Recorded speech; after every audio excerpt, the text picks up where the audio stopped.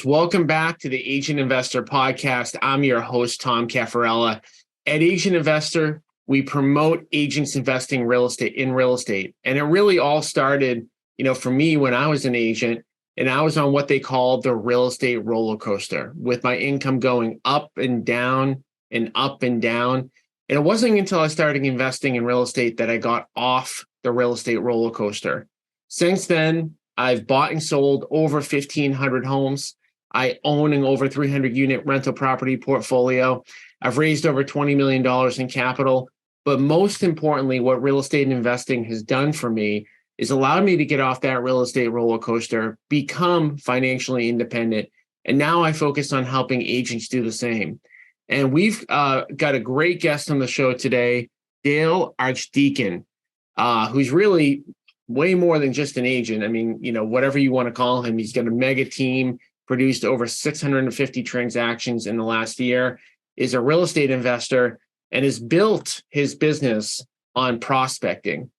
And for those of you who have listened to the Agent Investor podcast or come to my event, we all know that one of the most important pillars of investing in real estate is finding great deals.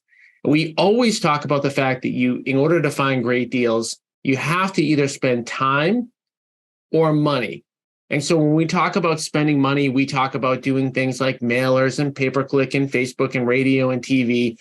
But most real estate agents who start investing don't have the monthly budget in order to find great deals by spending money.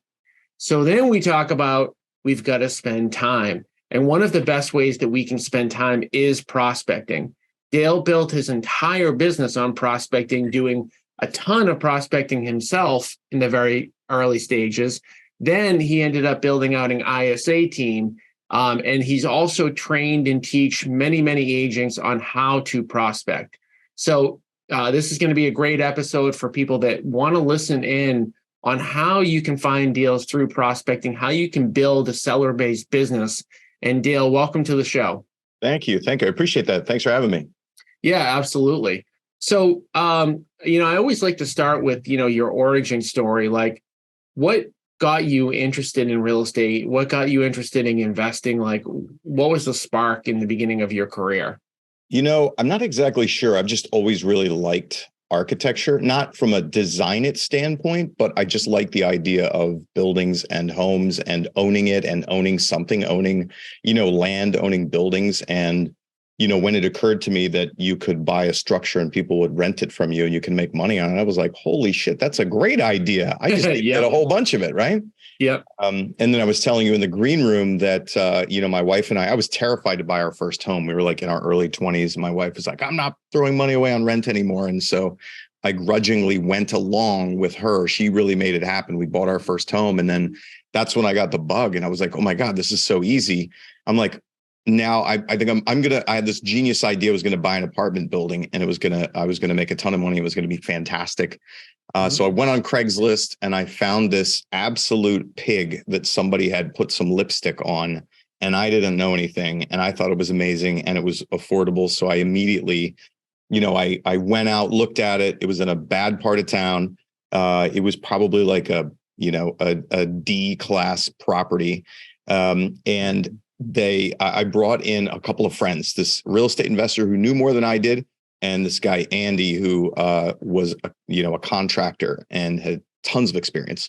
And they were both like, don't buy this thing. Just walk away from it. Like, this is a nightmare. It's a money pit. And I said, thank you for your expert advice. But I'm going to buy it anyway, because I'm just so desperate to get my first deal. Yep.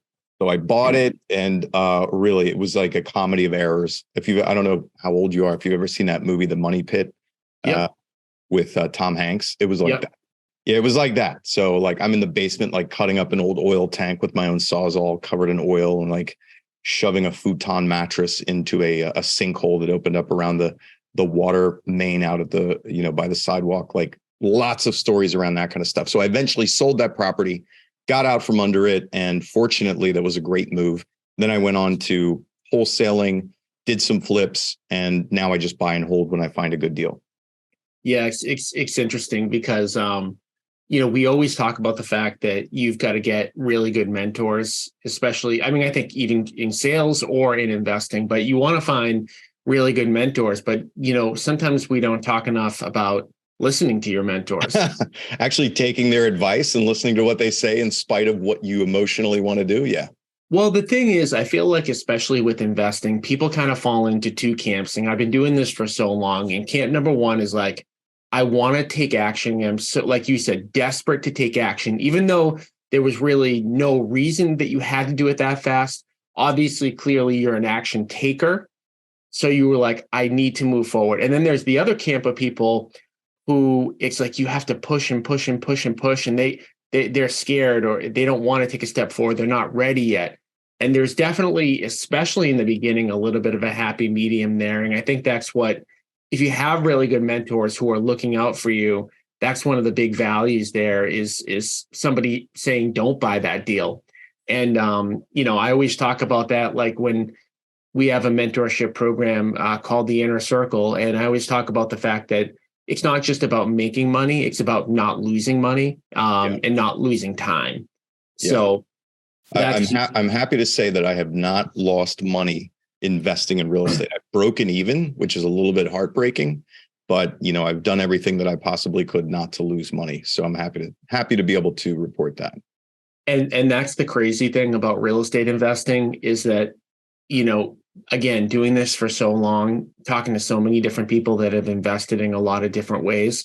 I definitely know some people who have lost money on deals. I don't want to say I haven't, but having said that, there's a lot that kind of goes at your back, like the wings at your back with real estate investing, so much so that like a lot of times you can still make a mistake and come out in a good position, especially if you're able to kind of hold something over the long haul.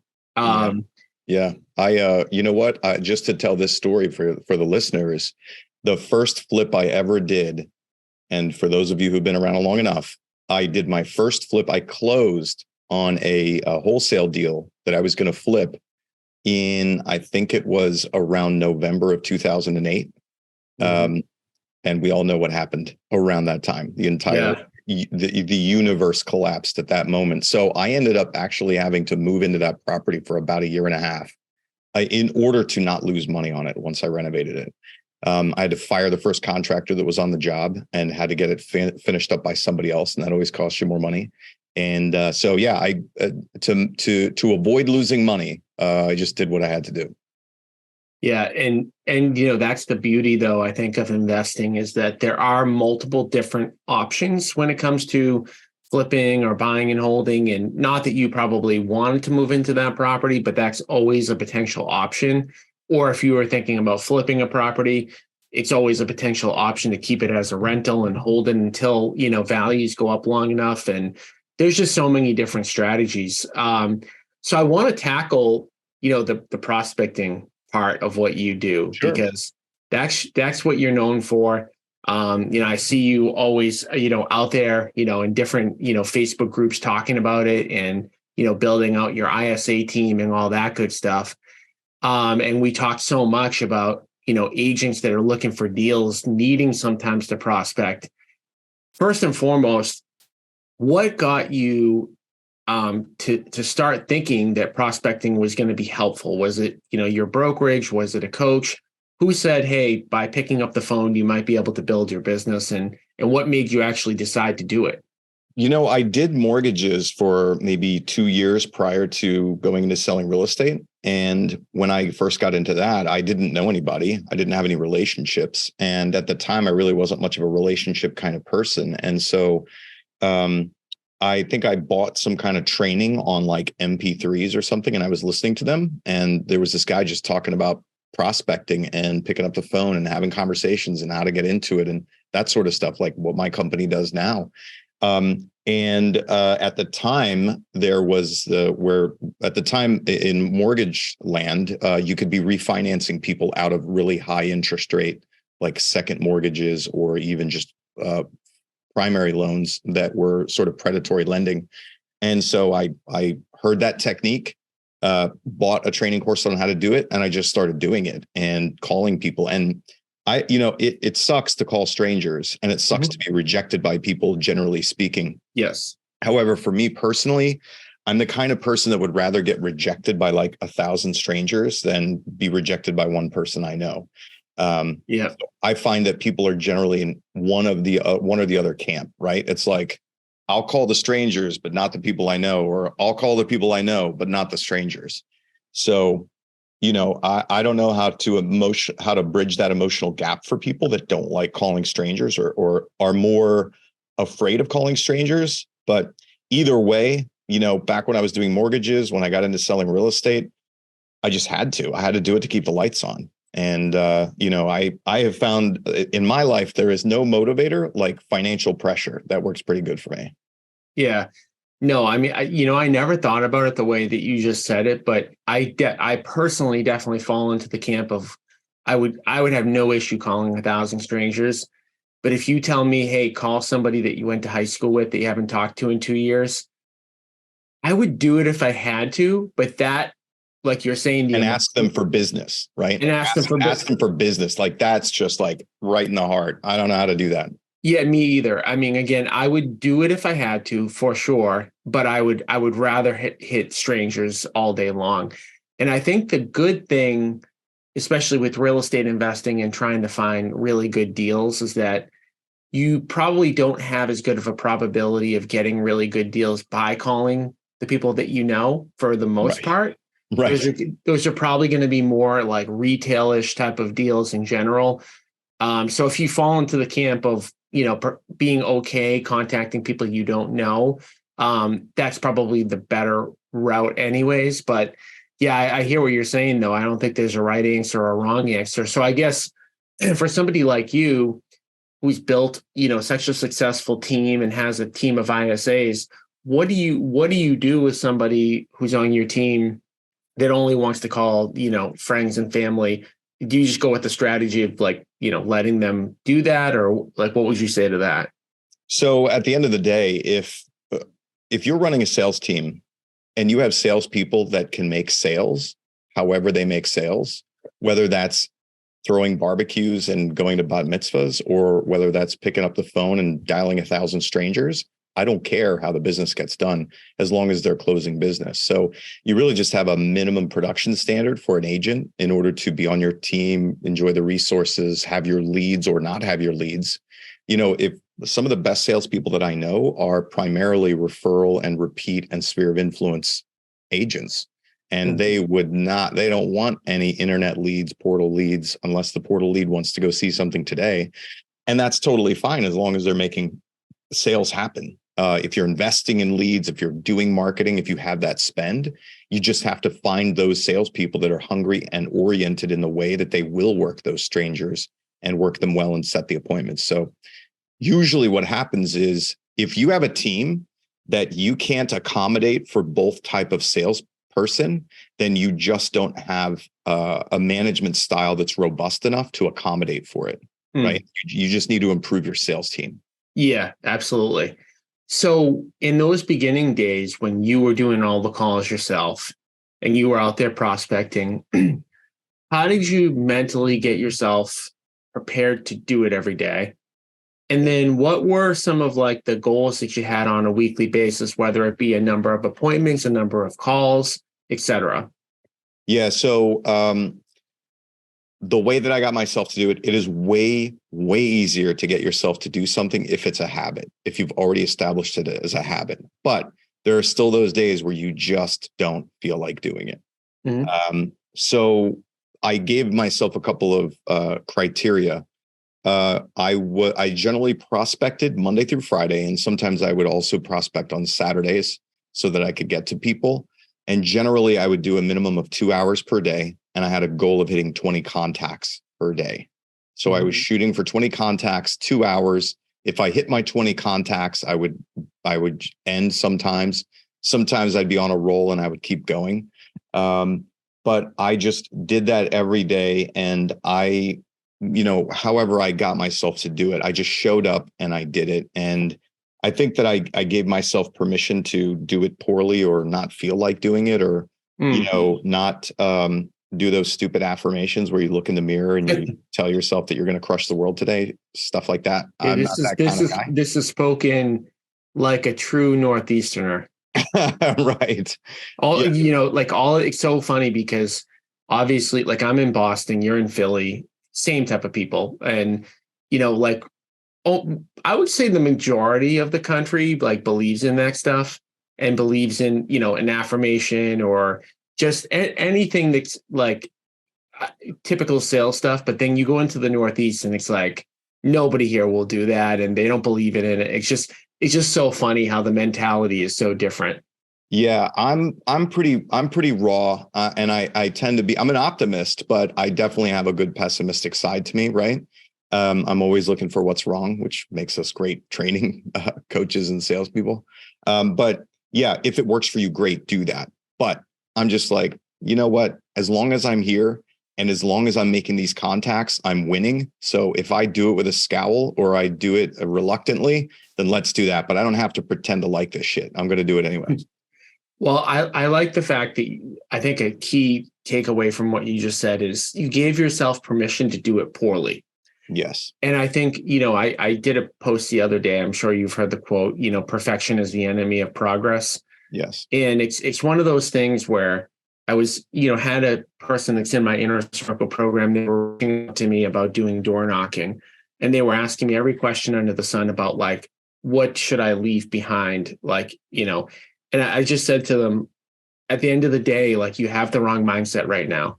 Like, you're focused on the wrong thing. You need to be focused on how many, doors you can hit.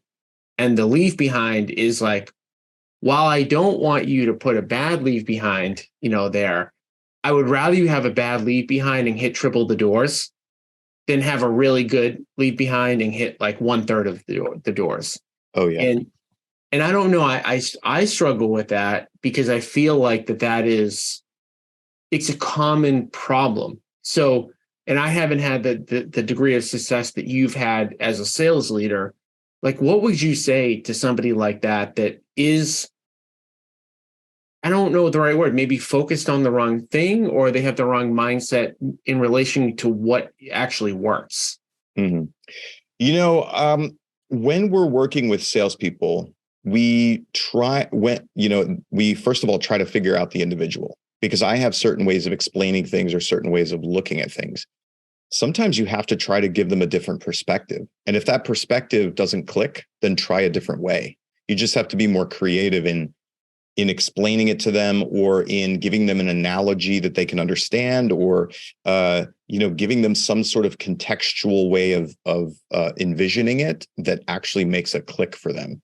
Because what I find is that 9 times out of 10, if a salesperson knows what to do and they know how to do it and they still aren't doing it, it has something to do with the way they perceive what they're doing or what the result is going to be or what it means about them. And so you can cycle through different ways of explaining things to someone, or positioning things to them, or trying to get them to reformulate the way that they see it.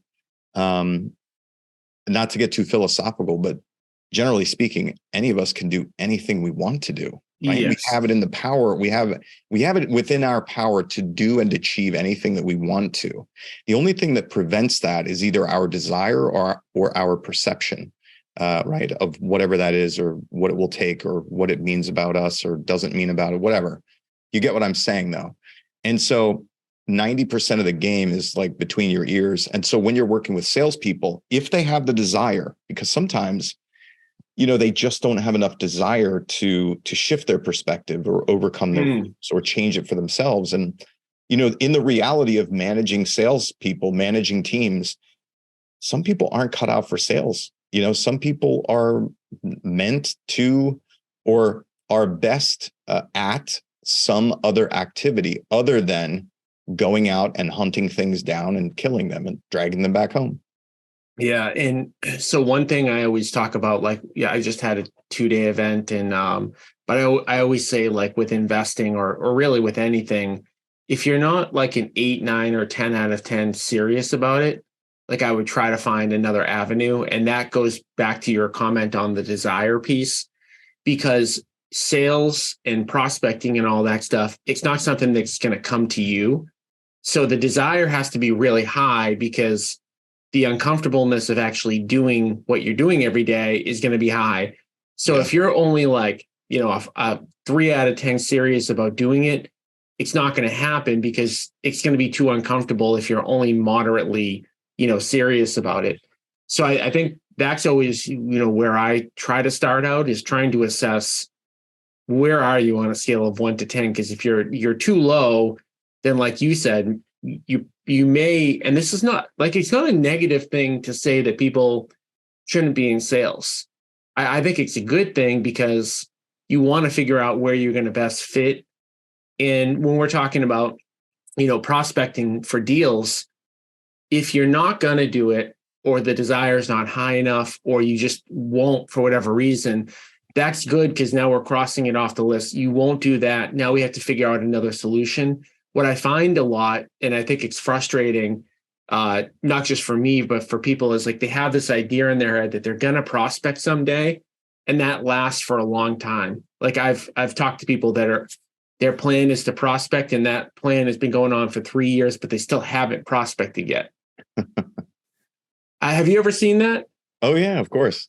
I have some of those things in my own life. Of course. I have some things that I've had the intentions of doing for years and haven't done them. Yeah. And I think it's just a matter of like making a decision, because if you don't make that decision, that you're not going to do it, then you've got that idea in your head and maybe it never comes to fruition. But I think a level of, when age and experience come in. So now as I go along in my life, right, I just turned 46, and I can admit there are things I need to let go. I can be clear and be like, I'm never going to do that. And just be honest with myself. And then there are other things where, it's constantly a work in progress. I mean, listen, I'm just going to be honest. I don't want to call my own damn leads, right? Mm-hmm. We have leads. I don't want to call the leads, but I once I get over the inertia and get the ball rolling, there's this amazing thing that you forget about when you haven't been prospecting for a while, or you haven't been having conversations. And what happens is you end up focusing on the forest rather than the trees, right? So your leads just look like this monolithic concept of rejection and pain and difficulty, right? Yeah. And uncomfortableness. But then you finally get yourself to do it, and you start having good conversations with like real people, who need your help or want something or need to get somewhere, and you represent what can help them. Now, it doesn't always happen in the first conversation, but if you do it over enough conversations, you start talking to individual trees, and you're like, holy shit, this is not as hard as I thought. No doubt. And I think I'm glad that you kind of put that out there with, your own kind of things that maybe you don't want to do. Cause I have the same thing, and I'm actually going through it this week as an example. So last week I had an event, and one of the things I'm looking to do is raise capital for our apartment buildings that we do. Right. And I've got a stack of people that, are leads for me that have filled out forms, and I procrastinated doing it this week. And it's funny because I started doing it yesterday, and I started having some great conversations, and the exact same thing that you just said. And I'm like, wow, why did it take me 2 days to start making these calls? There's no reason. It was the forest. You were in inertia. No doubt. And then you start getting on the phone, and I go, wait, not only is this not hard, but like I should be doing more of this. So I think one thing, for myself as the podcast host, and you as, a guest and having so much success, is that we all deal with this stuff. Like this is not us being on a pedestal saying, hey, we never have these struggles, and, why would you even have this? We go through this all the time. Not at all, man. Listen, there are the people out there who want to pretend like this isn't real and that they're superhuman and want to preach from on high. I'm like down in the crowd saying, nope, this shit sucks. I don't want to do it either, but I'm going to do it anyway. Exactly. So with the part about like making a decision whether or not you want to prospect, you had success doing it yourself. Then you started saying, okay, of course, Dale can only make so many calls a week, right? And at some point you have to say, well, either I'm just going to be happy with whatever Dale can produce, or I'm going to find a way to leverage myself and figure out how to get more phone calls made. I'm going to add one to that. One thought that went on that drove the leverage, which was, this sucks. I'm getting burned out. I know how to do this to a very high level, but I don't feel like doing it anymore. I'm going to teach somebody else to do it. I love it. And that's a good thing, right? There's nothing wrong with that's how we all start. We all start in our business doing everything. And then we figure out what we like, what we don't like. And as we're growing, if we do it right, we can say, okay, the thing I really hate doing, whatever that thing is, maybe you like being on the phone, but you hate processing a transaction, whatever that thing is, you can build your business. And this is the great thing about owning your own business. It's like, you're always a component, within your business, but you can be doing the thing that you think is the most fun, that gets you the best results. So I like the fact that you said, hey, I don't like doing this, but I do know how to do it. And so from there, did you just say, hey, I'm going to go out and hire somebody? Did you hire like a contractor to start making calls? Like, what did that look like? So at the time, there was this crazy concept in real estate called inside sales. And a couple of teams around the country had started doing it. And in fact, Tim Heil was like one of the first people that I followed at KW in Texas. He started out using ISAs and then was like telling other people what he was doing and teaching about it.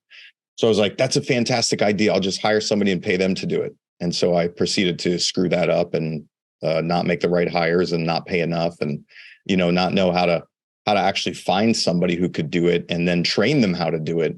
So, I would say over the course of probably 3 to 4 years that it took of really developing it and going and studying with other teams that were doing it, coming back and testing and learning and figuring out how to identify and then hire and train and manage and lead a really productive ISA, because it's probably one of the hardest jobs to do.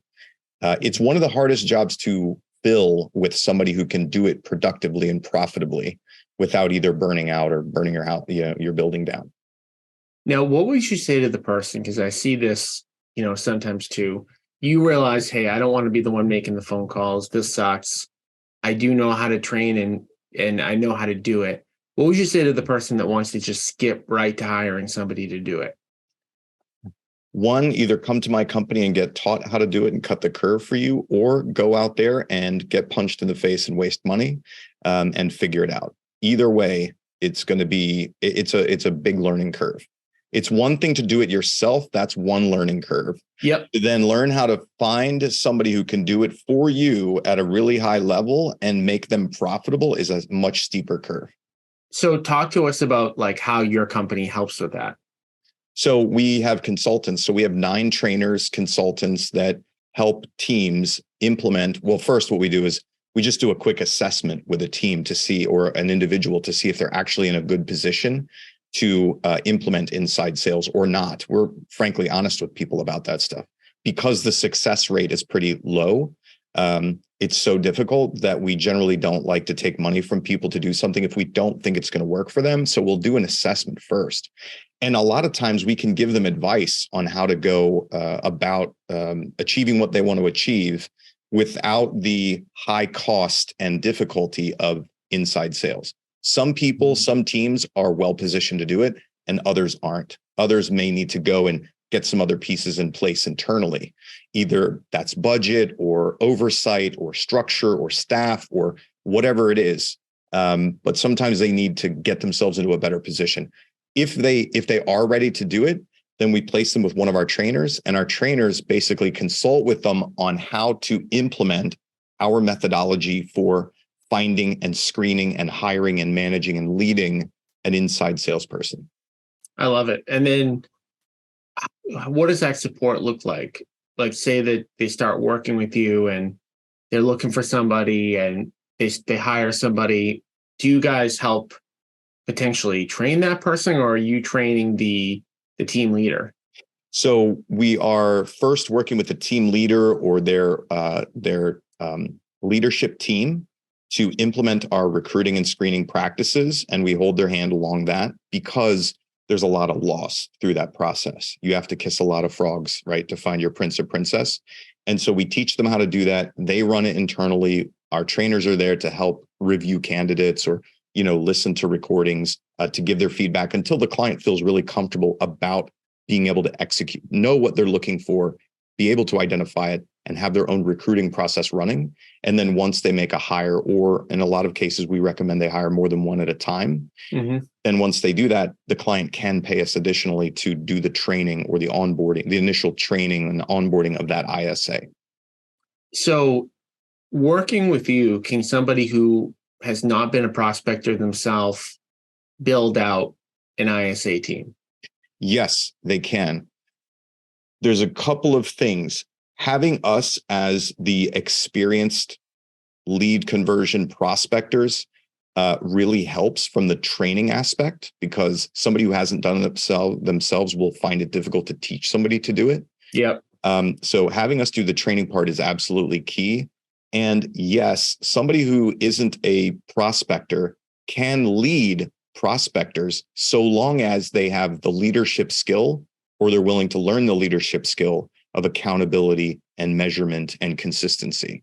So what doesn't work is somebody who is, let's say, for instance, they're mostly sphere, they're mostly relational type business, and they don't have a lot of experience of managing other salespeople, and they really don't want to pay much attention to it.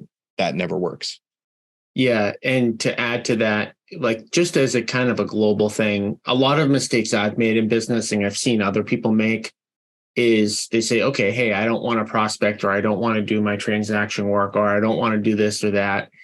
And then they think that just by hiring, the perfect person, they have in their head, hey, let me hire this perfect person, whoever it is.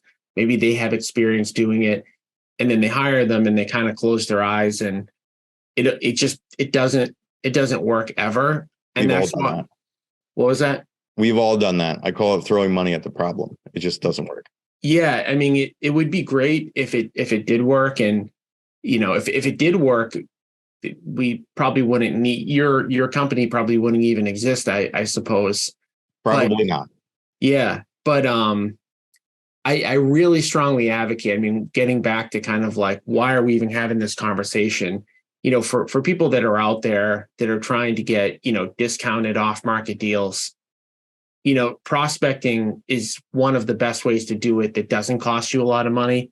So if you're in a position where you don't have a bunch of money to spend, I would advocate like learning it yourself, forcing yourself to do it, getting those 20 contacts a day, and figuring out like if that is how you want to do it. And then if you have some success working with Dale and people like that can help, grow out so that can be kind of your thing.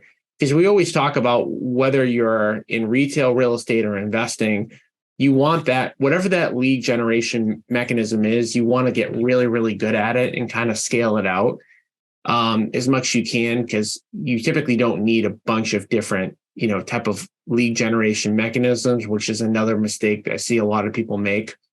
But it's definitely one of the best ways to go out there and to get deals. And, Dale's success speaks for itself. I mean, over 600 transactions in the last 12 months with his team. And I think I read, but what is the average agent doing for transactions? It was in like a first year with you, it was like super high.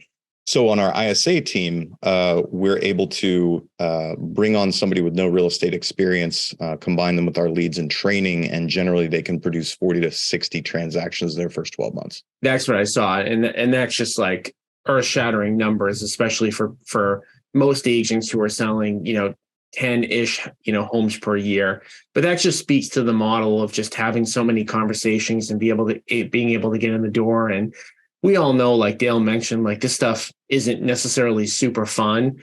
Having said that, it's not like there are these 5,000 things you can do to get leads. This is definitely one of them. And it's one that's tried and true that has worked and will always work. So with that being said, what would you say in addition to like agents that have had some level of success and they haven't looked into investing yet? Like what would you say like investing has done for you, and what do you want to do investing wise in the future? Yeah. So right now I'm just buy and hold. That's my strategy. And we've been doing that for a while. And, I'm pretty selective. I don't make my living on investing in real estate. It really is future. It's wealth building for my family and myself.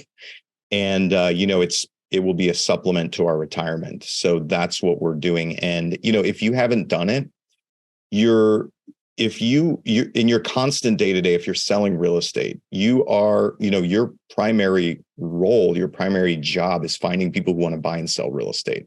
So at the very least, just constantly be looking through your MLS or constantly be aware of a possible deal that you can grab, right? And you don't have to swing for the fences. It doesn't have to be amazing. My basic parameters for myself are that I need to net $500 a door per month after all expenses. We've got the same exact number. Okay, great. Yeah. And you have a lot more units than I do. But that doesn't matter, right? Because that is like what the metric is. It just is what it is. Yeah. Sorry to cut you off, but it's just crazy that we have the same number.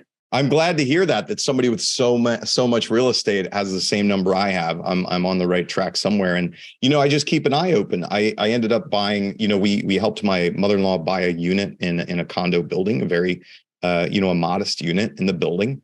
And then I started looking at the building, and over time we've picked up 3 more units in that building that were just great deals. I got one that was, it was a foreclosure. It was a HUD home or something like that. Right. Ended up getting a great deal on that. Somebody that we were friends with, unfortunately, passed away. And I hate to say this, but I sent my mother-in-law down the hallway to talk to whoever the family member was that showed up to deal with the estate. And we ended up being able to purchase that one at a good deal too, because they didn't want to deal with it.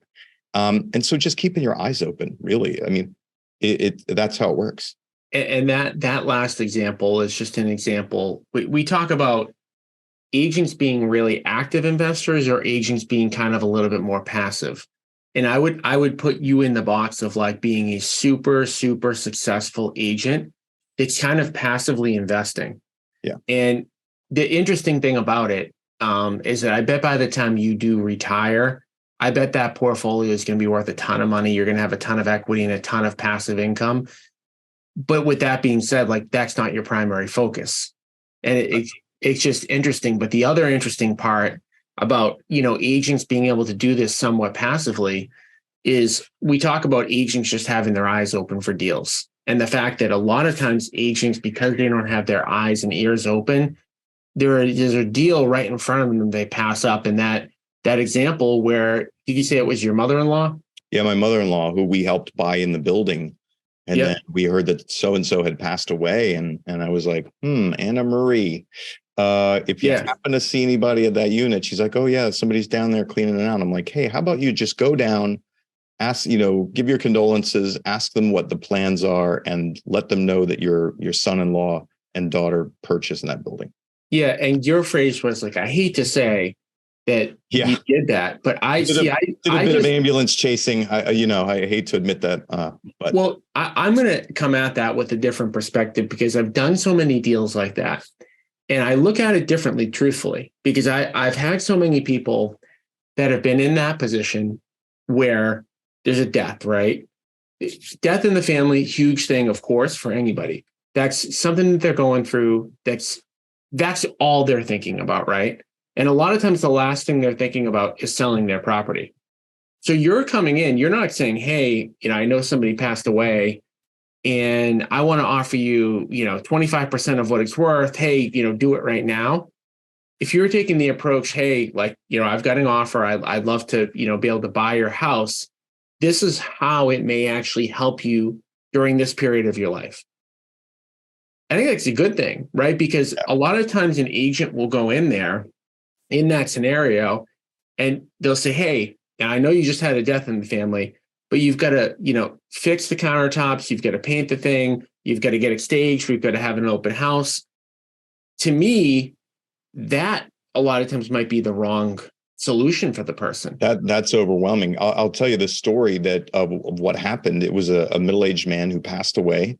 His parents are elderly, live in Florida. It was his brother, who is within the local area, who had to come down and deal with it.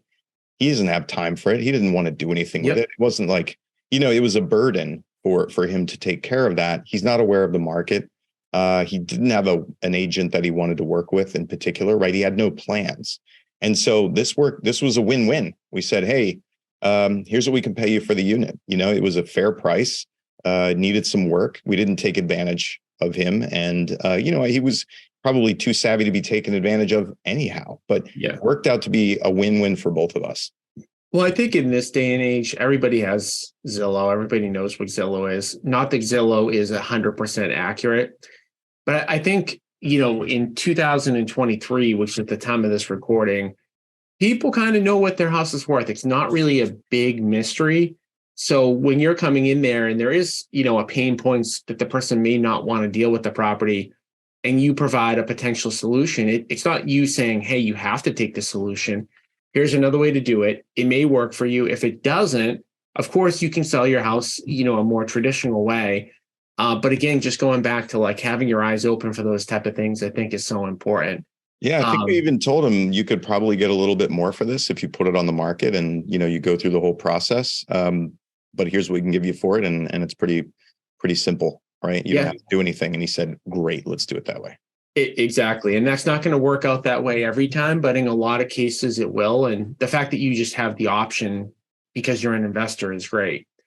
So I want to thank you for coming on today. And I do want to make sure that, because I know you mentioned, your scripting and dialogue training, I want to make sure that people can reach out to you if they want to learn more.